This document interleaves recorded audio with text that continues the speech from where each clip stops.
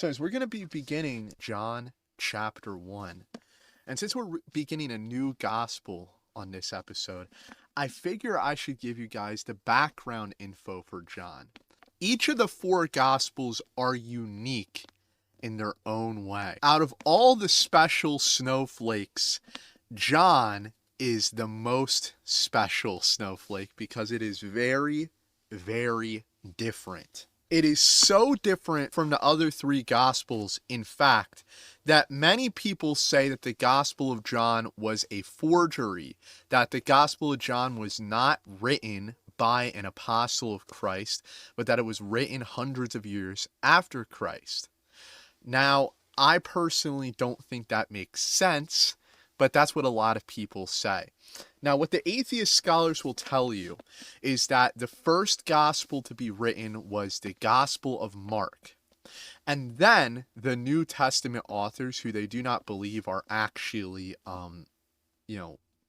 people that lived around the time of Jesus, then copied Mark word for word, but also decided to add extra details to Mark. And so you had the Gospel of Matthew, which was Mark with added detail, and the Gospel of Luke, which is also apparently Mark with added detail.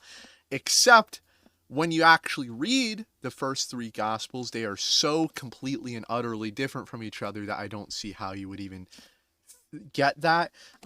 Sure, they go over the same events, but even some of the same events appear in John. So, and they will say that John is just a total departure and it has nothing to do with it. Like it's a totally different Jesus or something like that. That's the way they'll talk about it. That's what they'll say about it. And so there's two theories, right?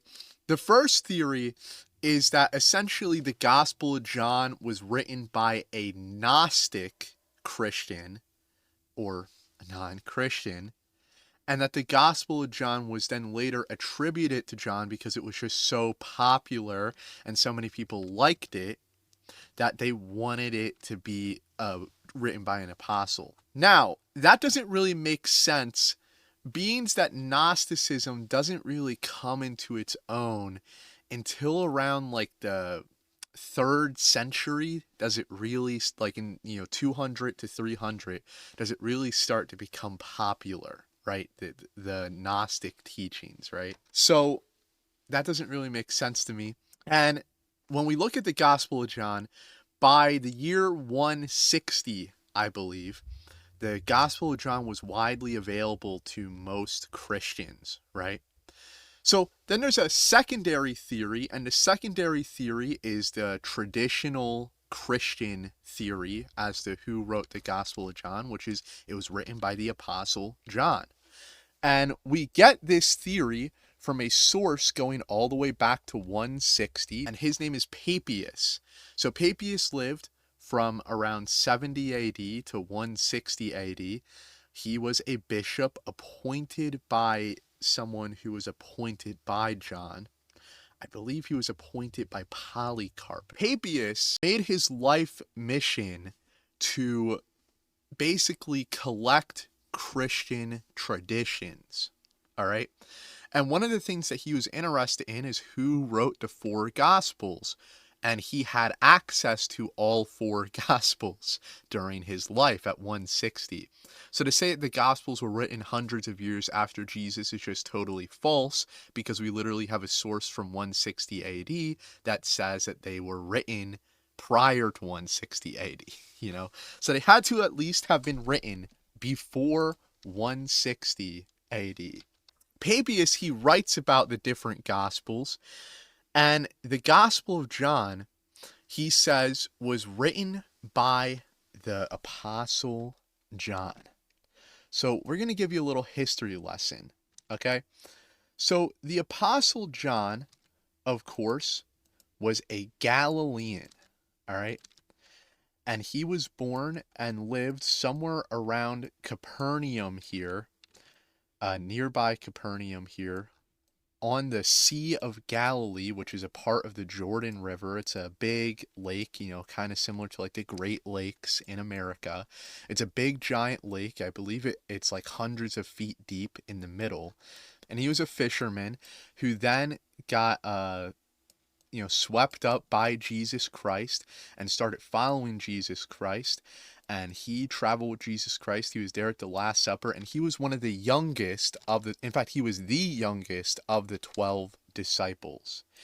And ultimately, after Jesus' death, burial, resurrection, and ascension, he was tasked by Jesus with taking care of Jesus' mother, Mary, and he took care of Jesus' mother until her death. Now, sometime during that whole time, I believe John died sometime in 90 AD. So sometime during that time, around 60, 70, 80 AD, John began a ministry in Ephesus, okay? And Ephesus is a part of what was at one time considered Greece. This is a map of what would have been considered ancient Greece back during the time of Jesus. So basically this whole region, the coasts of Turkey and the coasts of Greece and Macedonia, and in all these countries, they spoke the Greek language. So John ministered out of Ephesus, okay? And later, he would be exiled to the prison island of Patmos, which is off the coast of Greece, or this was called Asia at the time. This part of Greece was called Asia. This was called Greece. So he was exiled to the prison island of Patmos, where he would end up writing the book of Revelation. Now, sometime before he got imprisoned on Patmos, while he was still here in Ephesus, he wrote the Gospel of John, 1 John, 2 John, and 3 John. All right. And Papias is familiar with most of those books, except I don't think he is familiar with 3 John. So, he was in Ephesus here. Now, what, according to Papias, now I'm adding some information that I know to give you guys a broader picture. Not all of this is a direct quote from Papias, but I'm trying to, fill you in based on information from Papias, based on information that we know from church history. Around 80 AD, going into 90 AD, Paul gets imprisoned in Rome. And during this time, he ends up getting set free in Rome. He becomes a bishop in Rome. And then later gets imprisoned again under Emperor Nero and is put to death and is beheaded by sword in Rome. And then a couple years after Paul is killed, Peter is kidnapped out of Iraq, because Peter is considered, the head apostle, right? The head disciple. And Nero had set himself out on a mission to destroy Christianity, going so far as, from according to some people, to even convert to Judaism, at least in name only, to mock Christians. Okay, he was dead set on destroying Christianity, and so they kidnapped Peter out of Iraq, out of Babylon, and transported him as an old man through Asia, through Greece, and into Rome, where they then crucified Peter upside down on a cross in Rome. Now, he also burned Christians as human candles, covering Christians in wax, and then lighting them on fire to burn them alive, to use as human candles, human torches at his parties. Now, the persecutions with which Christians were being faced with in Rome and throughout the whole Roman Empire led Christians to actually become more bold in their faith. And during that time, it also inspired the Christians in Ephesus down here. They were very inspired by the persecution of Paul, as well as the writings of Paul, the writings of Peter. The church of Ephesus basically encouraged John to write down his understanding, his perspective on the life of Jesus. But John was careful, I would say, to not retread old ground. So rather than focusing on stories that people had already heard, John decided to speak on things which people had not written about before. Now, of course, the Gospel of John contains many of the same stories as the other three Gospels, but it has many, in fact, the majority of the Gospel of John is unique stories that you will not find in the other three Gospels. And not only that, but the Gospel of John is also very, very focused on the doctrines of salvation. And it's basically all of Jesus's teachings on salvation are in the Gospel of John. He wrote this gospel and he was writing it to a Greek audience. Ephesus was a part of ancient Greece. In fact, it was a very big city for Greek philosophy alongside with Athens over here. And of course, this whole Eastern Roman Empire here was Greek speaking. And so he's writing for a Greek audience. And that's going to come back into play later as we continue to talk about the Gospel of John. But so I want to give you guys the background information here because I just think it's helpful in kind of understanding the topics which John talks about, why he talks about them, who John is, why did he write this? What was the point? John chapter 1 is one of the most theologically dense chapters in the whole Bible. It's also epistemologically dense and philosophically dense, which is the study of the truth, the study of reality. Many Christians will say you should read the Gospel of John first, and I really disagree. If you remove John chapter 1, I would agree with you. But simply because John chapter 1 is so dense in philosophy, Christology, and theology, I would not recommend it to a new Christian, okay? The Gospel of Mark would be my go-to. Let's read it, okay? We're going to start at verse 1. Probably one of the most popular verses in the Bible. You've definitely heard this before. In the beginning was the Word, and the Word was with God, and the Word was God. The same was in the beginning with God. All things were made by him, and without him was not anything made that was made. In him was life, and the life was the light of men. And the light shines in the darkness, and the darkness has comprehended it not. Let's pause there. Now this is very deep wisdom right here. There's been so much theological debate, so much philosophical debate on what this means. I'm not going to say that I have the right answer. I'm just trying to give you the knowledge that I have been given. And I encourage you all to do what James chapter 1 verse 5 says, which is, if any man lacks wisdom, let him pray to God, and God will give to him abundantly and will not take away the wisdom. First thing that we have to know is, what does it mean when it says in the beginning was the Word? If you're talking to a Ruckmanite KJV onlyist, what they're going to say is that it's the King James Bible. I don't know about that. Okay, maybe it is. But I think that it's helpful to go back to the Greek. Now, I'm not a big fan of going back to the Greek. As I've told you guys, I am a KJV onlyist. I do believe that the Textus Receptus in any book based on the Textus Receptus is also valid if it's solely based on the Textus Receptus. This is what it says in the Greek. Specifically, what I want to talk about is what the word is in Greek. It's logos. All right, and we see how logos is translated. Communication, saying, the word, a word, fame, rumor, the word. This is how it's translated throughout the Bible. What does that mean in the case of John chapter 1? Well, I don't think it just simply means to say something. In the beginning was speaking. This is a map of ancient Greece, right? This is Turkey over here.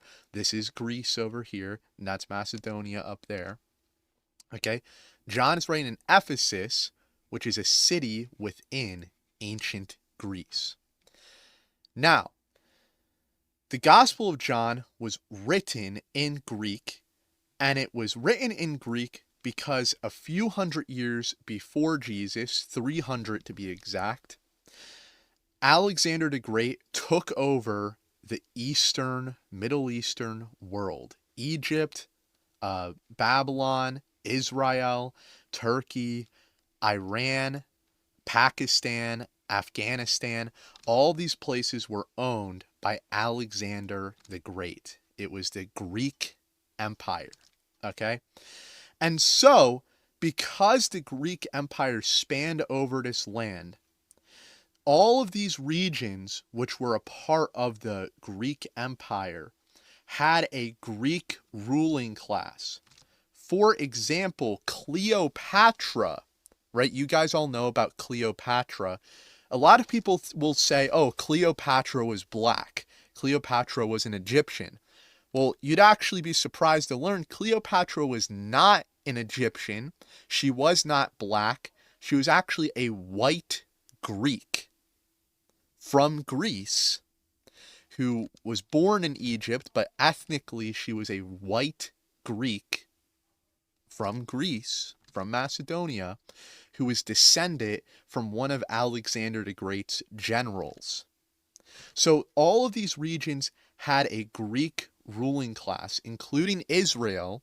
Now, while many of the people spoke Aramaic and Hebrew, they also spoke Greek. Book of Maccabees is written about the time when Israel was under the control of the Greek Empire. Now, a few hundred years go by, and the Romans come and they take over the Eastern Roman Empire, this land that's in the eastern half of the Roman Empire, which all happen to have a Greek ruling class due to Alexander the Great.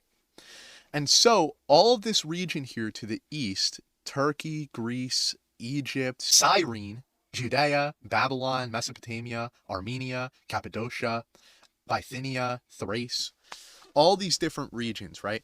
They all spoke Greek. And so the lingua franca, that means the trade language, what you would use if you were talking to a foreigner, rather than learning a new language for every nation you'd go to, you would just speak a common language that you both knew, like Greek. Today, most nations, you'll learn the second language of English. And so, you go to Germany and you don't even need to learn German because most people know English. You go to France, you don't need to learn French because most people know English. In fact, in Sweden, that people speak, they don't even speak Swedish anymore. They speak this mixture of English and Swedish mixed together into its own language where they switch back and forth mid-sentence between English and Swedish, right? And it was the same for the Eastern Roman Empire. So most people, they would know their language of their nation of origin. So if they're from Judea, they speak Hebrew, Aramaic. They're from Egypt, they speak Coptic. And then they would also know Greek, right? So then they would also speak the Greek language. And then some of the wealthier people from these areas would also know Latin, because Latin was the lingua franca of the entire Roman Empire. But it was mostly just the language of the ruling class. All right. John, he was ultimately writing to the Eastern Roman Empire. And so he's writing using their language, even though he was a Jew who spoke Hebrew. He decided to write in the common language of the common man. And one of those words, which was commonly understood by the common man, is logos. What is the logos? In order to understand the logos, we're going to go back to Greek philosophy. All right, this is a painting by Leonardo da Vinci called The School of Athens. And in this painting, you have a bunch of Greek philosophers, but the main people we want to focus on is this guy here who is Socrates, this guy here who is Plato, and this guy here who is supposed to be Aristotle, considered the fathers of Western philosophy. They are the origin of the Western canon, if you will. All Western European philosophy is based upon the thoughts of Socrates, Plato, and Aristotle. What they are known for essentially is for inventing the laws of logic, okay? And the word logic originates from the Greek word logos. Socrates was the first ever philosopher, and he believed that truth, reality, was objective, that it was not subjective, that the truth did not change from person to person. To explain basically what he taught about truth, okay, is he believed that there was an objective reality, okay, and that we all can observe reality, okay, and make observations about reality, okay?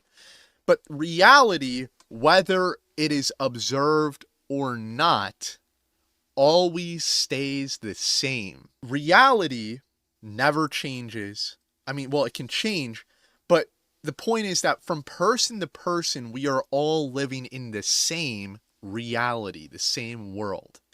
And what truth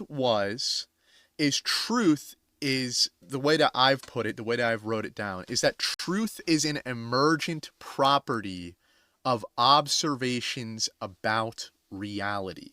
There's the reality, which is always the same. And we are observers who observe reality. Observation, what that means is it's a statement about reality, the statement about what we see around us. When we look at reality, I can say, for example, there is a statue in the likeness of a frog. This statue is made out of concrete, as you can see here. If you look at this, you can see that there's pebbles and stones in here. So this statue is made out of concrete, and then it was painted over with this greenish paint. It's weathered on the bottom here, right? It's a little bit weathered. The paint is peeling off in some areas. The frog statue is missing an eye here, but on this other side, there's some kind of glass eye here, right? So the reality is the frog, okay? The frog is neither true or false. The frog simply is. And what truth is it is an emergent property of that observation in its interactions with reality. If it is an accurate description of the reality, then that observation, that statement, that description is true. On the other hand, if my observation of the frog is not true, like let's just say this is a statue in the likeness of a crocodile, it's purple, it has two glass eyes on it, and it's made out of plastic, right? And the paint is not peeling off of it, okay? Well, then that observation would be false because the observation does not align with the objective reality. How do we determine whether something is true or whether something is false? Sometimes it's very obvious, right? With the frog, well, we can see it, right? And we can look at it and we can tell if my statements are true. Is this a plastic pink crocodile, or is this a concrete, stone frog. What is this, right? Well, that's obvious. But sometimes it can be a little bit more confusing. And so Socrates came up with the three principles, the three laws of logic. The law of identity is the first one. The law of identity is 1 equals 1, right? Something is what it is, and it can't be something else other than what it is. The second law is the law of non-contradiction. 1 does not equal 0. This is not this. This is not this. This purple light bulb is not the frog statue. The frog statue is not the purple light bulb. Now, in addition to that, right, if I make a statement about the frog, it cannot contradict the previous statement. So if I say this frog is a frog, but it is also a purple light bulb at the same time, this is a false statement because it violates the law of non-contradiction, okay? So you cannot make two contradictory statements about an object. Obviously, this frog is not the purple light bulb. We've established that this is a statue of a frog. To then say it is both a statue of a frog and a purple light bulb is a contradictory statement and therefore is false. All right? So that's the law of non-contradiction. Now, the final law of logic is the law of an excluded middle. 1 multiplied by -1 equals -1. All right. Now, what that means, the Bible puts it like this: a little bit of leaven leaveneth the whole lump. In other words, truth must be 100% true. It cannot be 90% true. It cannot be 80% true. If there is even 1% of a lie in your statement, then the whole thing is a lie. The whole thing is false, right? There's no such thing as a half-truth. There is only truth and falsehood. That's it. There is no middle ground between truth and between lie. This light here is teal, right? If I say this light is teal, well, very evidently, right, I'm shining it on my face. This light is not teal. It's blue. Now, it's close to teal, but because it's not exactly teal, it is a false statement for me to say that this light is teal because it's not exactly teal. That is a half-truth, and therefore it is a total lie, right? Even if it's something close to true, if it is not 100% true, it is a lie. What Plato contributed to this is that Plato said that there is a God, okay? And that this God keeps all things in reality consistent. There is this overarching thing that is in control of reality, which he called the Logos, okay?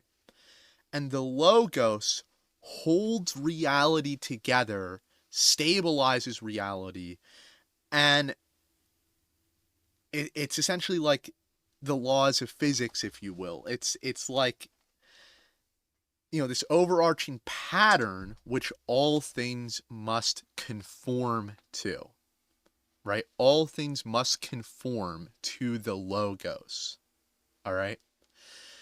So the Logos is essentially this conscious force, this unseen observer that forces reality to be objective. And he called that the demiurge. I don't like that word because the demiurge was then taken by Gnostics to turn into some totally whacked out, conspiracy theory. But that's what the Logos is, okay? The Logos is this unseen observer that observes reality, makes observation of reality, and this is why certain things are true and certain things are false, right? Because, for example, right, to say that truth is an emergent property of observation would then be to say, okay, well, what is the standard, right? What is the standard through which we observe truth? Why is that true? Why is the standard? Why are the laws of logic themselves true, right? And his answer is that there is a God which holds things together, that he has the pattern, he has the laws of logic and enforces them into the world. And that is the Greek philosophical concept of the logos, that there is a God, Plato called the demiurge, which forces reality to be objective and unchanging. This is all important because, once again, we have to say, who is John writing to? He's writing in Ephesus to Greek speakers in the Eastern Roman Empire, okay, which all spoke Greek, and because of that, they were familiar with the concept of logos. So he's reaching in to the Greek mind and using a concept which they are already familiar with. Like Paul says, to a Jew, I am a Jew. To a Greek, I am a Greek. John was being a Greek to the Greeks, using terms, using philosophy, using concepts which the Greeks were already familiar with, and using them to preach the gospel of Jesus Christ. In the beginning was the Logos, this force, this thing that forces reality to be objective, so that when we observe reality, reality doesn't simply change to whatever our will is, but that there is a constant will which forces reality to stay the same. And even if we disagree with reality, it does not matter. If I say I want the ability to fly, I can't just then jump off a building and fly. I will still always fall to the ground, no matter what I personally believe. This force, this logos, forces reality to stay the same. Reality is objective, it is not subjective. In the beginning was this logos, this force. And the word, the logos, was with Yahweh. All right, so Yahweh, the Jewish God, and the logos from Greek philosophy were together in the beginning during the creation of Genesis. Okay, in Genesis chapter 1. Then he says this, and this is a big mind blow. And the logos, the laws of logic, this force, this God, which Plato talked about, this demiurge, was God. So he's saying that this philosophical concept is God. The answer that Plato was searching for, that Socrates, that Aristotle were searching for, why is reality objective? What makes reality reality? What makes truth true? The answer is God. The same was in the beginning with God. And all things were made by him, and without him was not anything made that was made. So the Logos was the one that made the universe in Genesis chapter 1. In him was life, and the life was the light of men. So, the Logos, God, is the thing which brings life to the material world. Without the Logos, without God, the material world just is, right? Without God, we just are, okay? Like I was talking about earlier, without logic, okay, without an observer, without this unseen observer, the Logos, the word, this frog is neither true or false, right? The frog just is. It's only when the frog is observed, and I say this statue of a frog exists, that then truthhood or falsehood comes into the equation. All right? But without me observing, without God observing, these things just are.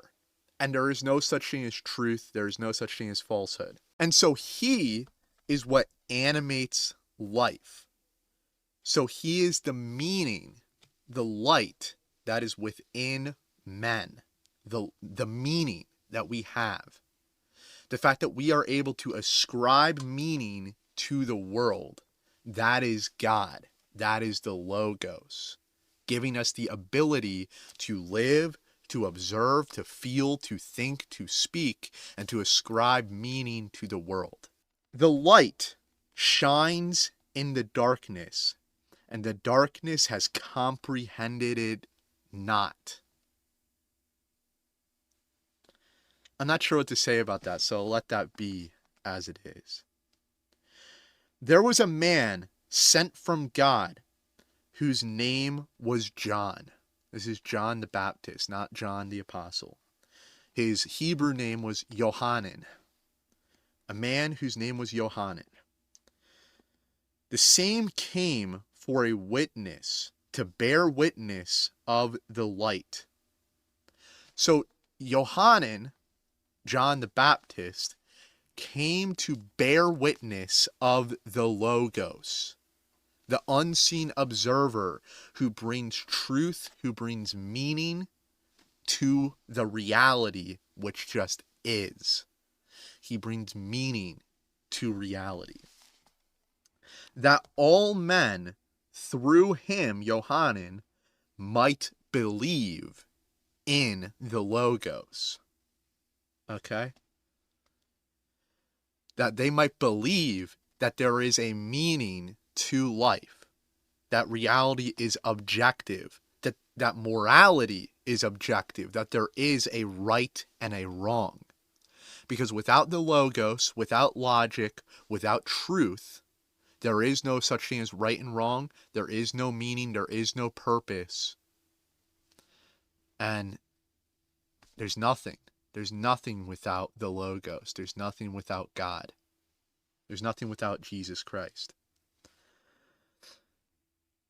He was not that light. Yohanan the Baptist was not the light. But he was sent to bear witness of the light. So he was not the light. He was not God. He was not the Logos. He was simply there teaching people about the Logos, teaching people about God, teaching people about the meaning of life.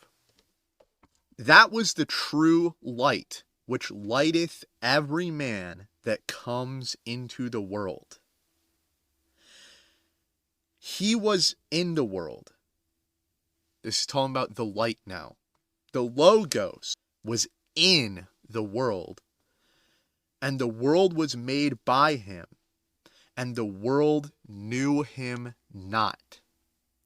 Up until the time of John the Baptist, no one truly knew who Plato was talking about, what Socrates was talking about. We have this instinctual sense that there is a truth, that there is a lie. But no one truly understood why until the time of John the Baptist.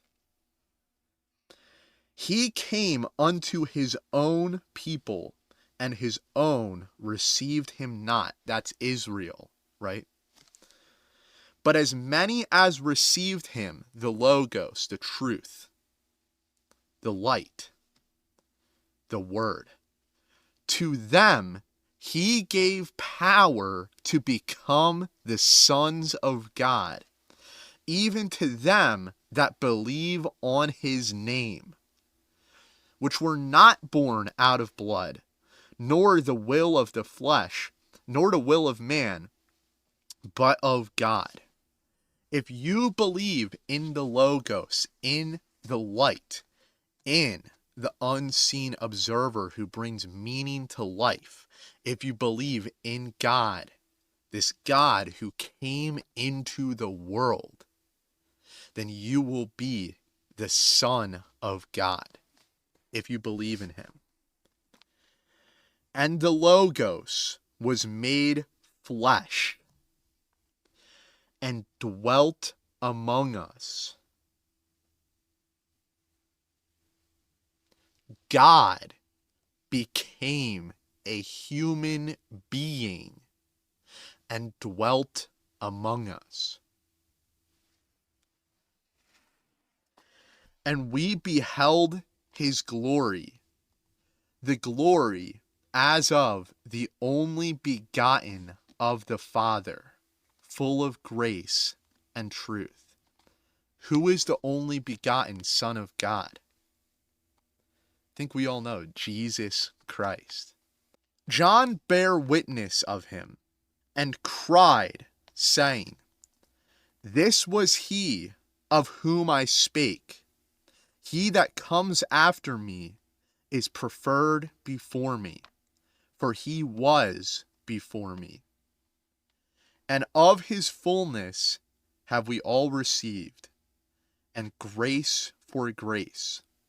For the law was given by Moses, but grace and truth came by Jesus Christ. So who is the Word? Jesus Christ. Who is the Logos? Jesus Christ. Who is the meaning of life? Jesus Christ. Who is the truth? Jesus Christ. And that brings a whole new meaning when we understand what was meant by Logos. When John said, in the beginning was the Word, in the beginning was the Logos. For the law was given by Moses, but grace and truth came by Jesus Christ. So if you don't think Jesus Christ is God, you have to reject the whole Gospel of John. The first chapter, the first 17 verses of the Gospel of John is literally just set out to establish that Jesus Christ is God. No man has seen God at any time. The only begotten Son, which is in the bosom of the Father, he has declared him. So Jesus showed us who God really was. So no man prior to Jesus had seen God until Jesus Christ came to the earth. This is the record of John when the Jews sent priests and Levites from Jerusalem to ask him, "Who are you?" So during the time of John the Baptist and Jesus, all right, in Judea, people are a centric people. And because of that, they do not like the fact that these foreigners from Latium, from Rome in Italy, these Italian, Latin foreigners are ruling over their nation, these Gentiles, these human that we are promised by God to rule over. Instead, the human, the slaves, the are ruling over us.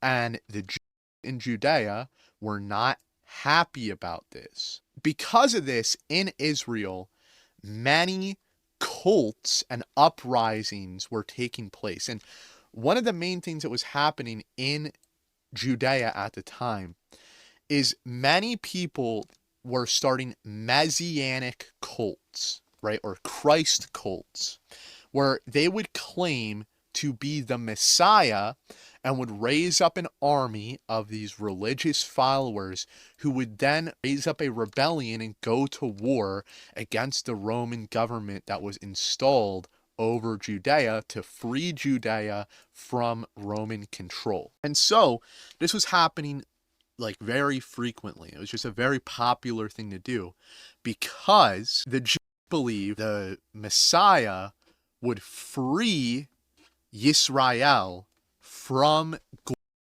human control, and that they would rule over the and the would be the human, the slaves of Yisrael, of the children of Abraham. That was their beliefs at the time. So John the Baptist comes around and he's baptizing people up and down the Jordan River here. He preaches to people that he's baptizing them to prepare them for this coming Messiah. God is going to come to the earth in the form of a man who the Jews call the Moshiach. After Jesus, Jews then reject the concept that God is going to come as a man, and they still reject that to this day.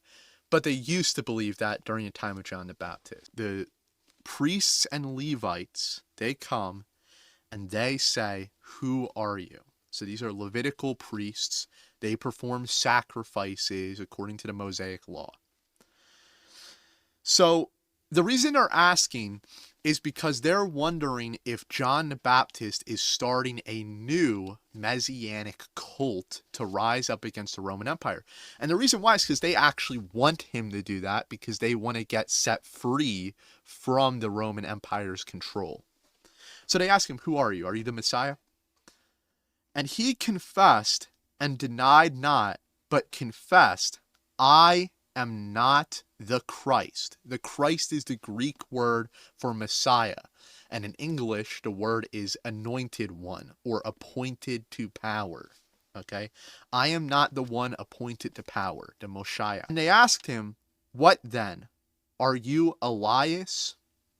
Elias is the Greek transliteration of the name Elijah. And it says in the Bible that there will be a man who comes in the spirit of Elijah who will prepare the way for the Messiah, for the Lord to come into the earth. And he said, "I am not." Now, what's interesting is John the Baptist, according to Jesus, was the man coming in the spirit of Elijah.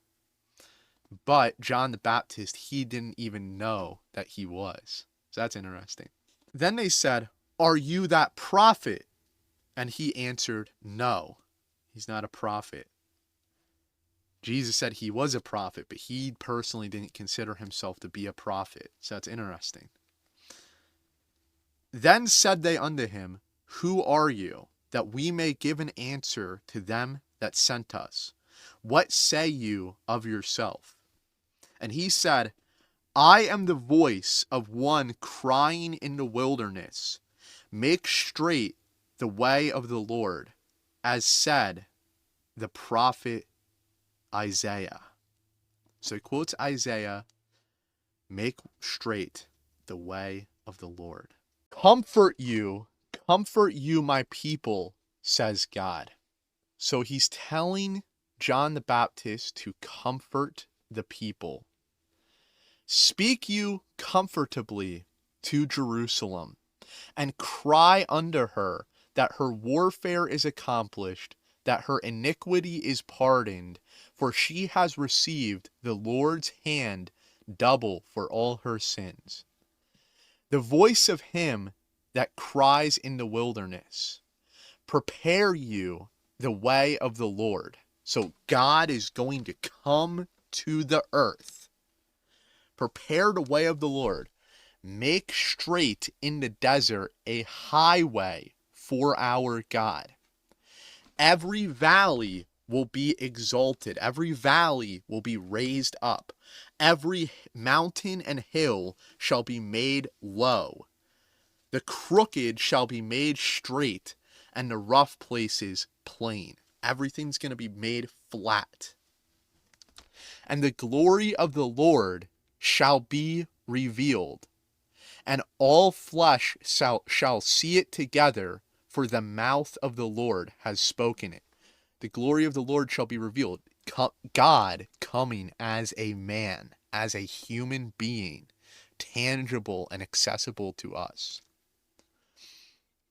The voice said, cry. And he said, what shall I cry?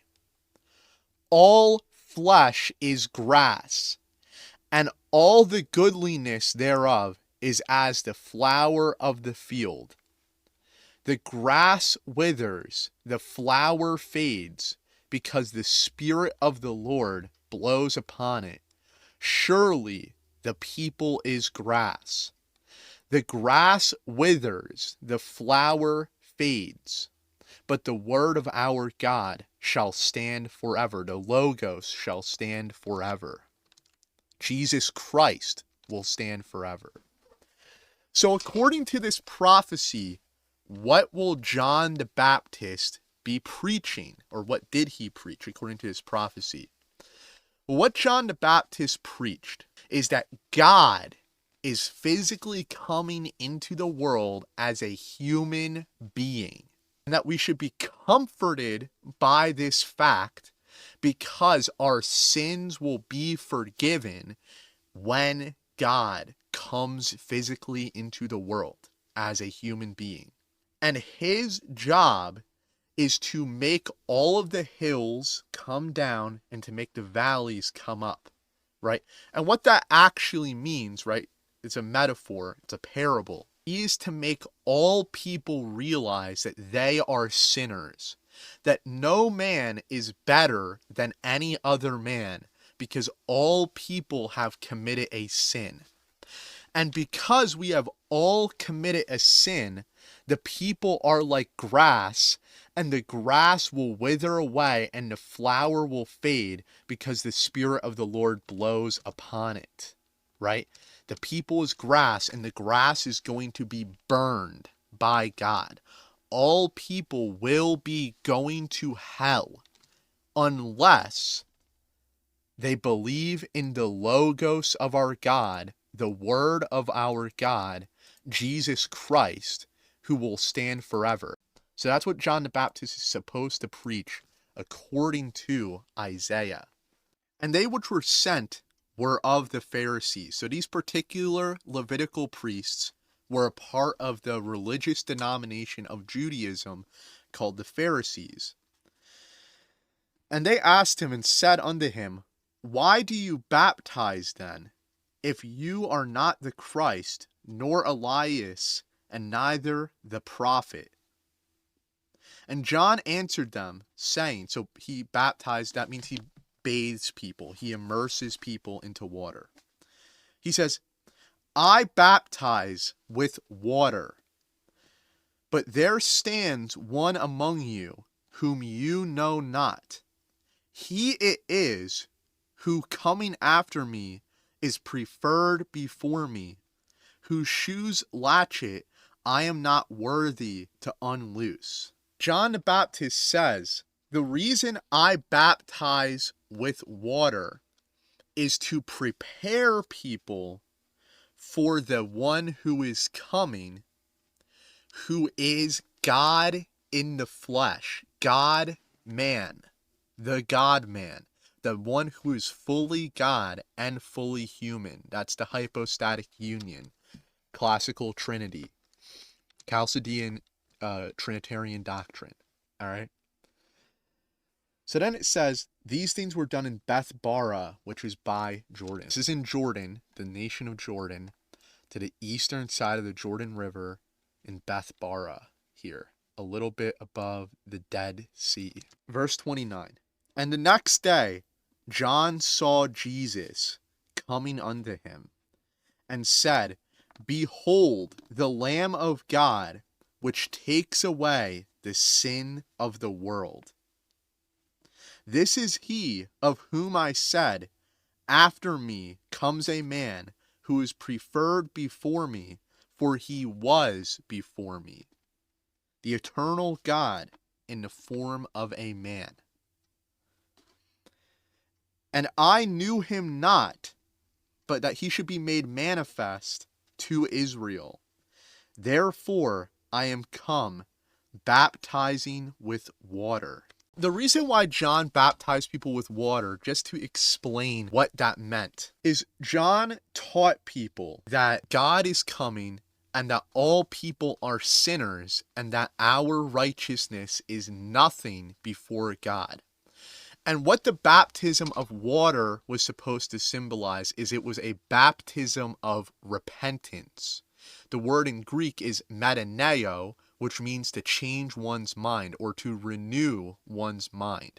So the water, being baptized in the water, represented basically cleansing your mind, cleaning away all of the preconceptions that you have about God so that you are prepared to accept what Jesus was going to teach to people. John bore record, saying, I saw the Spirit descending from heaven like a dove, and it abode upon him. And I knew him not, but he that sent me to baptize with water, the same said unto me, Upon whom you shall see the Spirit descending and remaining on him, the same is he which baptizes with the Holy Ghost. And I saw and bore record that this is the Son of God. Again, the next day after John stood, and two of his disciples, and looking upon Jesus as he walked, he said, Behold, the Lamb of God. And two disciples heard him speak, and they followed Jesus. Jesus turned and saw them following, and said unto them, What seek you?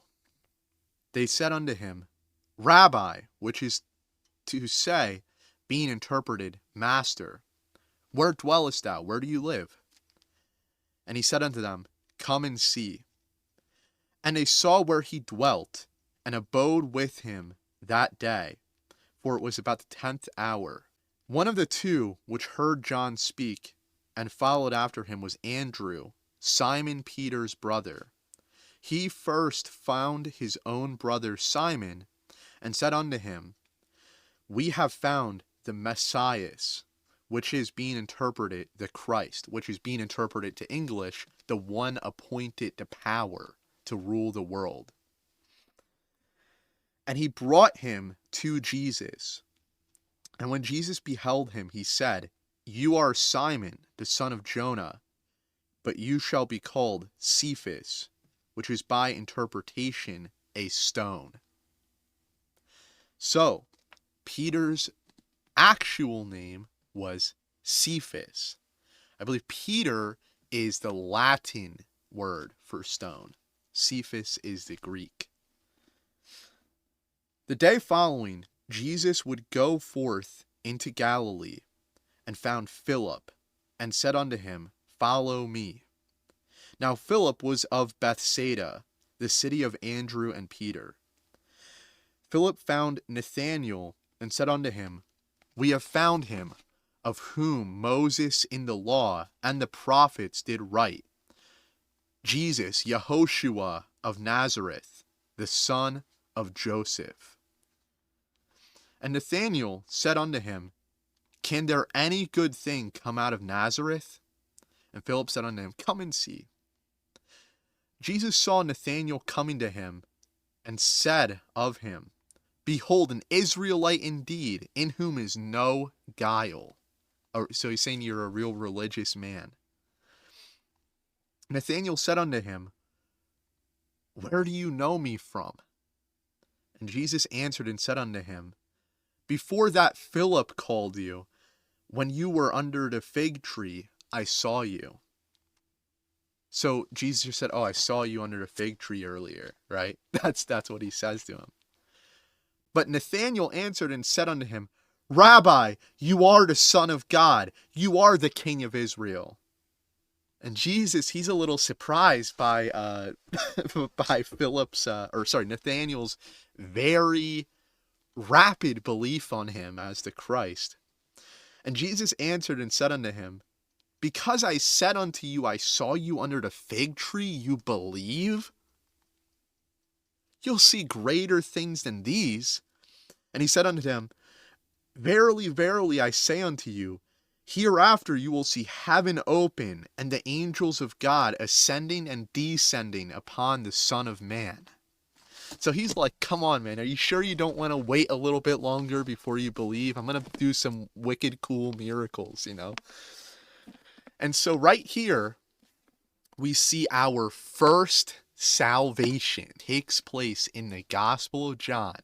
Salvation of Nathanael. With that, we're done with John chapter 1. What is the ultimate point of John chapter 1? To kind of bring this whole thing into a conclusion. Jesus is God, and that Jesus created the world, and that God himself is coming into the earth to save us from our sins. That God himself is going to take the blame for our sins against him. That he's going to do the ultimate act of turning the other cheek. That is what we learned out of John chapter 1. And it's a deep and beautiful chapter.